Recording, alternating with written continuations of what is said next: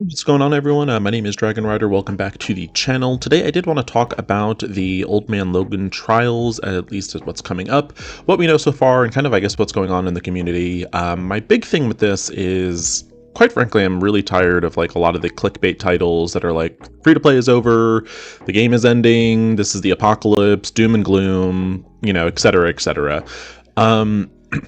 The main thing I want to touch on is that, yes, these trials are definitely going to be different. They're setting a new precedent for the game.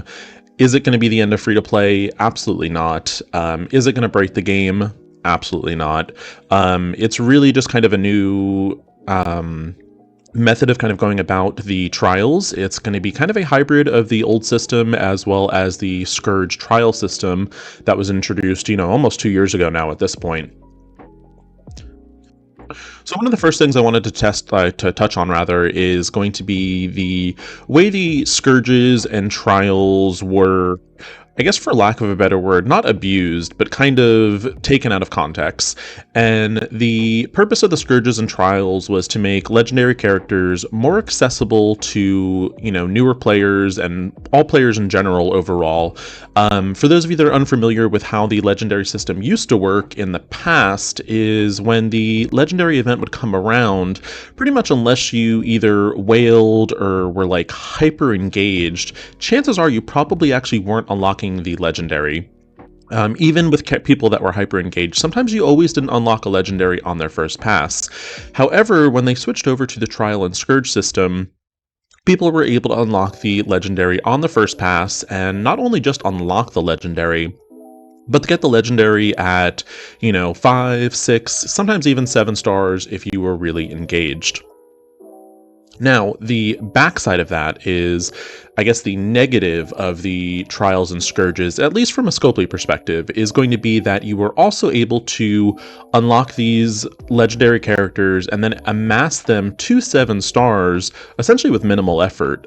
You can basically take the Scourge or Trial and kind of just do the minimum to get the ranked rewards, and you would basically gradually unlock the legendary with little to no effort. Is this necessarily a bad thing from the player perspective? No. We're all here for unlocking a character with essentially, I guess, minimal effort. However, from the Scopely side of things, it doesn't work for them, which I can kind of understand that. So the way the new system seems to be working, at least from the limited information that we have just kind of going through this blog, is basically it's a hybrid of the two systems. And the legendary is still going to be super easy to unlock. If you look here, it basically says you can unlock a 4-star just by doing difficulty 8. And what they also mention is that difficulty 8 is going to be kind of comparable to doing difficulty 6 of the Green Goblin Classic. So, you can kind of see that over here. And the thing about that is difficulty 6 in any of the Trials and Scourges has always been really easy. So I think from at least my perspective, I'll probably be going for difficulty 10, as I would think that would kind of be the equivalent of difficulty 8 in the Green Goblin Classic Trial. So you're still going to be unlocking these legendary characters. It's going to be free to play friendly. Difficulty 6 in the Trials and Scourges has been pretty easy historically in the past. And so you're still going to be unlocking these characters free to play. And, if you are engaged, you certainly can maybe get them to maybe 5 or 6 stars eventually. And that's kind of how legendaries used to work, is that it would take sometimes 2 or 3 passes of a legendary to actually get them to 7 stars. So this kind of makes it so in order to get these new legendaries to 7 stars, you actually do have to follow a pre-prescribed course.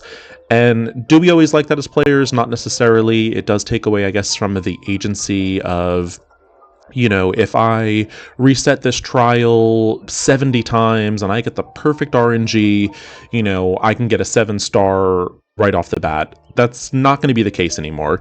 And personally, I'm okay with that. I am not the type of player that I want to sit and do a trial or scourge for 4 or 5 hours just trying to get the perfect RNG. I think with this new kind of star gating of the higher content, I don't think it's going to be as RNG dependent. It's going to be maybe a little bit more like the legendaries of old, where basically the hardest part to unlocking the legendary was getting the star requirements, and the nodes themselves weren't always the most challenging. Mind you, this is just speculation on my end. We'll have to see what the actual trials look like in the nodes and see if they are as RNG dependent as the past trials and scourges. But from what I'm thinking is that it's going to be a little bit more, the more challenge of this is going to be getting to those requirements. Some things I do have questions about is going to be this token system. And I would say probably one of my biggest complaints with Scopely at the moment is while I do appreciate getting information, I really wish that they would do information in its entirety. Scopely really hasn't mastered the art of putting something out as a teaser and actually building anticipation. A lot of the times when they put out these teasers, it has the opposite effect, and it normally upsets the community because there's missing information. And some of the things that I am wondering about is this first run leaderboard. So the first run leaderboard says, you'll have access to a 7 and 6 star Old Man Logan token, which in theory would get him to 6 or 7 stars. But my question, because we don't know a lot about tokens, is for the token system, in order to take Logan to 6 stars with the 6 token, let's just say, do you need to have the prerequisite of having the 5 token? Or does the 6 token automatically bypass everything beforehand? And that's kind of something we're missing as far as information goes. So I'm a little hesitant to really kind of give a firm stance on how I feel about this trial until the leaderboard information is put out, as well as how the difficulty of the nodes are going to go. The other thing I do want to touch on is people seem to be upset that it is requiring 7-star characters. And while this definitely would have been an issue in the past, Scopely has made a commitment, and they've been pretty good about making characters farmable a lot sooner, essentially. So typically you will unlock a character either at 3 or 4 stars, depending on their type of event, and then typically within the next month or two, you will probably get that character to 5 stars, sometimes even 6, depending on, drop rates, etc. And within 6 months, I've been noticing that I've been getting pretty much most of the new characters at 7 stars. So while you are maybe not getting a new legendary character immediately to 7 stars, it is still something to work towards, and I'm okay with that. And something else I also wanted to touch on is that, with the trials potentially becoming less of a time sink, this gives the opportunity for other game modes, such as Battle World. That's something that's supposed to be coming to the game at some point this year. We don't know how much of a time sink that is, or, what the time sink for that is going to be like. So again, I'm okay with maybe the trials not being the big time sink. And there's something that you work towards, but it's not something you have to spend hours and hours resetting a single node just so, the enemy doesn't attack one particular character, or, one ability doesn't get resisted. That's not fun to me. I'd rather do a time sink into a mode that, is less RNG dependent and is maybe more skill dependent, I guess. Want to jump in game and just kind of touch, I guess, a little bit on the teams that are going to be required for this upcoming trial. And some people have also mentioned the fact that they are upset that they were not given the opportunity to whale out on the out of time team or the Cabal team. And I guess that is a valid argument. If you do want to whale on a team, you certainly should be able to. I'm not here to tell people how to or how not to spend their money. That's totally a personal thing. But what I do want to touch on is People are also kind of in an uproar over the fact that Cabal is going to be used with both Emma and Loki. And, kind of where, why that's, I guess, sucks, or, why that's not fair, etc. So something I want to point out is, for the Cabal section in particular, Cabal is obviously a 3-person team. You'll see my Loki here is pretty developed. I take raiding fairly seriously, so Loki I'm not really here to touch on, but let's look at Emma over here. And, you notice my Emma is only level 80. No T4s on her. Very minimally invested. And honestly, I'm not planning to invest anything into her, because when you look at the actual sections, you only need Cabal for one node. The last node you can use Out of Time or Cabal, and my plan is to just use Out of Time. And if I do need to adjust and maybe put more into Emma Frost, I certainly will, but I don't think that's going to be needed. Emma is essentially a walking passive, and all she really does is make it so your team goes a little bit faster. There is going to be war buffs and crucible buffs in this trial, so really all you need to do is just get Cabal rolling, and I'm pretty sure they're going to be able to roll over the node. Will you need to work on Cabal? Sure. Is that going to be, a wasted investment? Not really, because Cabal is currently a meta Crucible team. So if you value Crucible, you're probably working on them anyway. Do I think you need to invest into Emma and Loki? Not really. You just need to basically, I think they're just going to be bodies in this trial, and it's just to make it so it's a 5-man team. Again, you only need Cabal for one node. The Out of Time team can be used for the final node. Is that going to be possible? Again, it's speculation, I don't know, but getting worked up on something that might potentially happen, I've always found silly. I take things kind of at face value, I guess, and I'll start worrying about a problem when it actually becomes a problem. So, people saying like, oh god, like we have to build Emma, we have to build Loki, those are wasted resources. Don't build Emma and Loki. It's that simple. When you're doing these trials, it's all kind of about min-maxing and putting in the minimal amount of investment for the maximum results is kind of what you want to do. So do you take your Cabal team up? Sure.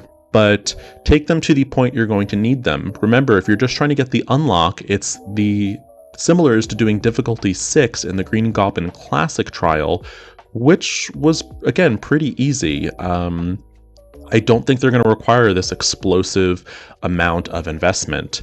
The other thing that I just kind of want to touch on lastly, I guess, is that, people are saying this is going to give Whales and Krakens access to the 7-star Old Man Logan, and it's going to totally ruin the free-to-play experience, etc. And that's no different than any other character in the game that ever comes out. Krakens and Whales essentially fund this game, and whether people like it or not, if there weren't Krakens and Whales, this game wouldn't exist, because that's who makes money for Scopely, and if Scopely's not making money, they're not going to be making a product.